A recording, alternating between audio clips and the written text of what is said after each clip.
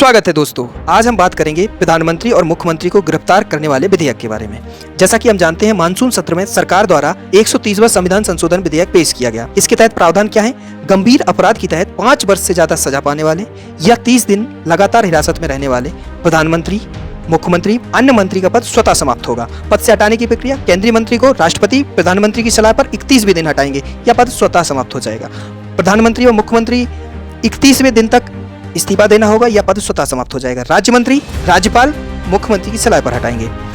पहले नियम क्या था? पहले कोई स्पष्ट प्रावधान नहीं था। 105 और 194 के तहत विशेष अधिकार प्राप्त था, जिसके तहत सिविल मामलों में 40 दिन का छूट दिया गया था गिरफ्तारी से। विवादित केस के बारे में बात करें तो बी सेंथिल बालाजी, अरविंद केजरीवाल जिन्होंने जेल से सरकार चलाई थी, और हेमंत सोरेन, झारखंड के हेमंत सोरेन।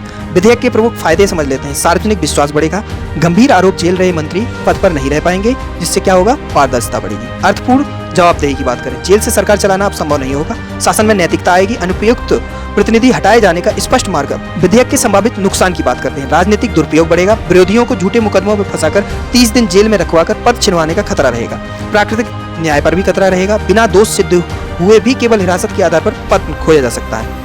केंद्र राज्य संबंधों पर भी विपरीत प्रभाव पड़ेगा। हालांकि पुनर्नियुक्ति की भी व्यवस्था की गई है। इसके तहत दोष मुक्ति के बाद पुनर्नियुक्ति संभव है। अंत में हम कह सकते हैं कि यह विधेयक पारदर्शिता और जवाबदेही लाने का प्रयास है, लेकिन राजनीतिक दुरुपयोग की संभावना भी बनी हुई है।